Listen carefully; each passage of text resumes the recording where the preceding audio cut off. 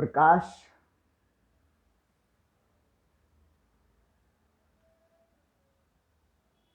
के पोर्शन की शुरुआत हो रही है। ये सब चीज़ें पहले भी भेजी जा चुकी हैं, साथ में वीडियो भी थी। अब रिवीजन कर रहे हैं। प्रकाश की शुरुआत है तो एक एक बात को, एक एक चीज को बहुत ध्यान से समझ लीजिए। रिवीजन में जो मेन बातें हैं उनको हम एक बार रिवाइज करेंगे। परावर्तन प्रकाश का जब किसी सतह पर पड़ता है, टकराकर उसी दिशा में, उसी माध्यम में वापस लौट आता है। किसी भी चिकना सतह से प्रकाश को किरण के रूप में माना गया है। एक किरण प्रकाशिकी है, एक तरंग प्रकाशिकी है। रे ऑप्टिक्स और वेव ऑप्टिक्स। अभी जो पहले पोर्शन पढ़ा जा रहा है वो एक तरह से मैक्रो लाइट का हिस्सा है, एक माइक्रो लाइट है, सूक्ष्म प्रकाश। यानी उनके गुण एक स्थूल गुण होते हैं, एक सूक्ष्म गुण होते हैं। शरीर और मन की तरह। जैसे आपतित किरण है, किरण के रूप में आ रही है, सीधी रेखा में प्रकाश चलता है,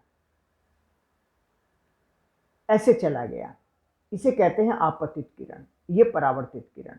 आपतन बिंदु पर अभिलंब, आपतन कोण, परावर्तन कोण।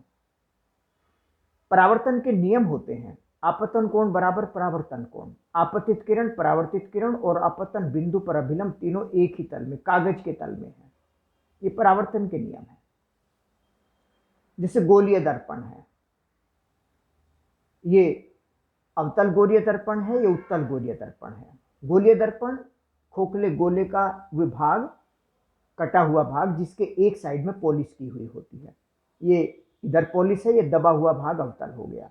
ये उभरा हुआ भाग चमकदार हो गया, परावर्तक सतह है, तो ये उत्तल हो गया, कॉन्वेक्स, कॉनकेव। इसका सेंटर ध्रुव होता है।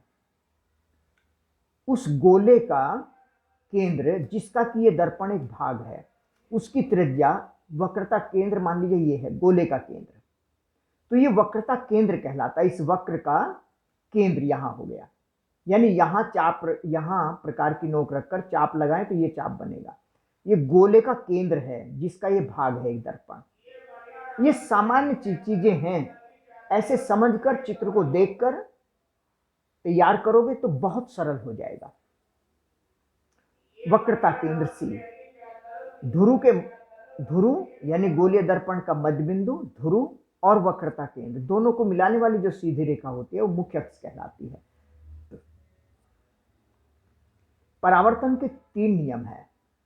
यहां परावर्तन के द्वारा प्रतिबिंब बनाने के 3 नियम है। जैसे एक नियम है, मुख्य अक्ष के समांतर आने वाली प्रकाश की किरण परावर्तन के पश्चात फोकस से होकर जाती है, या यूं कह लीजिए कि मुख्य अक्ष के जिस बिंदु से होकर जाती है उसे फोकस कहते हैं। वक्रता केंद्र, सेंटर ऑफ कर्वेचर से जाने वाली कोई भी प्रकाश की किरण परावर्तन के पश्चात अपने मार्ग से वापस लौट आती है। वापस लौटकर इसलिए आएगी क्योंकि ये केंद्र है इस चाप का, और ये त्रिज्या हो गई एक तरह से, और ये त्रिज्या स्पर्श रेखा पर लंब होती है, पृष्ठ पर लंब होती है। लंबवत मतलब आपतन कोण 0, 0 पर आएगी तो 0 पर जाएगी, तो वापस इसी मार्ग से चली गई। जहां एक दूसरे को ये काटेंगी वहीं प्रतिबिंब बनता है जहां से किरणें चली थी। तो समांतर किरण फोकस से, और फोकस से जाने वाली किरण समांतर। अगर हम कहें कि यहां से कोई किरण जा रही है तो परावर्तन के पश्चात वो समांतर हो जाएगी। जैसे उत्तल दर्पण है, ध्रुव, वक्रता केंद्र इसका इधर होगा। अगर समांतर किरण आती है तो समांतर किरण फोकस से होकर जाएगी। अब चूंकि फोकस इसका इधर है, वक्रता केंद्र इधर है, तो ये परावर्तित इधर ही जानी है, ये परावर्तक सतह इधर ही जाना है प्रकाश। तो कहां से आएगी? समांतर किरण फोकस से आती हुई प्रतीत होगी। अगर फोकस की ओर करके डाली जाए, प्रकाश की किरण फोकस की ओर करके डाली जाए तो परावर्तन के पश्चात समांतर हो जाएगी। जैसे इसमें था, समांतर किरण फोकस से जाने वाली समांतर। फोकस की ओर जाने वाली समांतर, और समांतर किरण फोकस से आती प्रतीत होगी। और ये वक्रता केंद्र है, जैसे यहां था, ये लंब होता है बिल्कुल। तो वक्रता केंद्र, इस दिशा में अगर कोई प्रकाश की किरण डाली जाएगी तो ये परावर्तन के पश्चात वापस लौट कर आएगी, क्योंकि ये आपतन बिंदु हुआ और यहां आपतन बिंदु पर अभिलंब खींचेंगे तो यही अभिलंब बैठेगा। आपतन कोण 0, परावर्तन कोण भी 0। बेसिक चीजें हैं, ये याद नहीं हो सकती हैं, हाँ अगर समझ आ गई तो फिर भूलने का कोई सवाल नहीं है। ये सूत्र पढ़ा है, हाई स्कूल में पढ़ा है, 1/v + 1/u बराबर 1/f। ये यहां से इधर की दूरियां पॉजिटिव ली जाती हैं, इधर की दूरियां नेगेटिव। ऊपर की दूरी पॉजिटिव, नीचे की दूरी नेगेटिव। जैसे ये एक दर्पण है, अवतल दर्पण है, यहां कोई वस्तु रखी है O बिंदु पर, यहां से एक समांतर किरण चली, फोकस से होकर जाएगी, पर वक्रता केंद्र से जाने वाली वापस लौट कर आएगी, यहां काट रही है, तो यहां प्रतिबिंब बन गया। यहां से चली दो किरण, यहां काट रही है एक दूसरे को, वास्तव में काट रही है, इसलिए प्रतिबिंब वास्तविक होगा, वास्तविक पर्दे पर लिया जा सकता है, ये प्रतिबिंब बन गया। ध्रुव से सारी दूरियां नापी जाती हैं। वस्तु तक की दूरी को U कहते हैं, प्रतिबिंब तक की दूरी को V कहते हैं, फोकस तक की दूरी को F कहते हैं, वक्रता केंद्र तक की दूरी को R कहते हैं। अगर इसे भी लिखना पड़े तो R हो गया।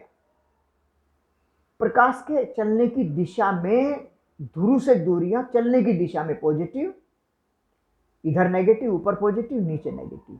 तो देखिए उत्तर दर्पण की फोकस दूरी पॉजिटिव आती है इस आधार पर, अवतल दर्पण की नेगेटिव ली जाती है। आवर्धन का मतलब है प्रतिबिंब की लंबाई बटे वस्तु की लंबाई। वस्तु के मुकाबले में प्रतिबिंब कितना बड़ा बना रहा है, I/O। और देखो ये -V/U होता है, क्योंकि I नीचे है, O ऊपर है, और U और V एक ही दिशा में है। I का चिन्ह नीचे है माइनस, O का चिन्ह ऊपर है प्लस, और U भी इधर है, V भी इधर है, दोनों समान चिन्ह के हो गए, तो इसलिए यहां माइनस का चिन्ह आया है।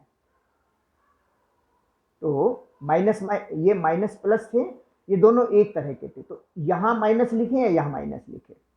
तो इस तरीके से ये बात याद रखनी पड़ेगी। ये बिल्कुल सही जानकारी जब हो जाएगी कि कैसे आवर्धन निकला है और कैसे इसकी फिगर है। किरण आरेख बहुत बहुत ज्यादा महत्वपूर्ण होते हैं।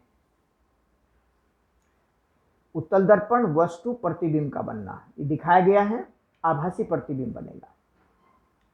अवतल दर्पण में अगर फोकस के अंदर है, यहां तो हर उत्तल दर्पण में सभी परिस्थितियों में एक ही तरह से प्रतिबिंब बनता है, ये सभी परिस्थितियों में हमेशा। और अवतल दर्पण में फोकस से इधर होगा तो प्रतिबिंब उल्टा बनेगा, और फोकस से इधर वस्तु होगी तो प्रतिबिंब सीधा बनेगा, आभासी होगा, बड़ा भी होगा। समांतर किरण फोकस से, वक्रता केंद्र से जाने वाली किरण अपने मार्ग से, जहां काटेंगी इधर कहीं नहीं काटेंगी, जहां काट रही हैं आभासी प्रतिबिंब। अपवर्तन की जानकारी है, दो माध्यमों के संपर्क पृष्ठ पर जब प्रकाश पहुंचता है अपने मार्ग से मुड़ जाता है। अगर ये माध्यम सघन है, ये विरल है, तो सघन से विरल में आते समय अभिलंब से दूर हटता है। ये इधर जाना था, दूर हट गया। अगर ये विरल से सघन में आ रहा है तो अभिलंब की ओर झुकता है। यहां जाना था, अभिलंब की ओर झुक गया, विचलन। ये विचलन कोण हो गया, अपने मार्ग से जितना विचलित हुआ, इसे विचलन कोण कहते हैं।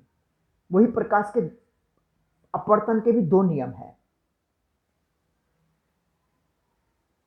आपतित किरण, अपवर्तित किरण और आपतन बिंदु पर अभिलंब, तीनों एक ही तल, कागज के तल में खींचे हैं। आपतन कोण की ज्या और अपवर्तन कोण की ज्या का अनुपात एक नियतांक होता है, जिसे दूसरे माध्यम का पहले माध्यम के सापेक्ष अपवर्तनांक कहते हैं।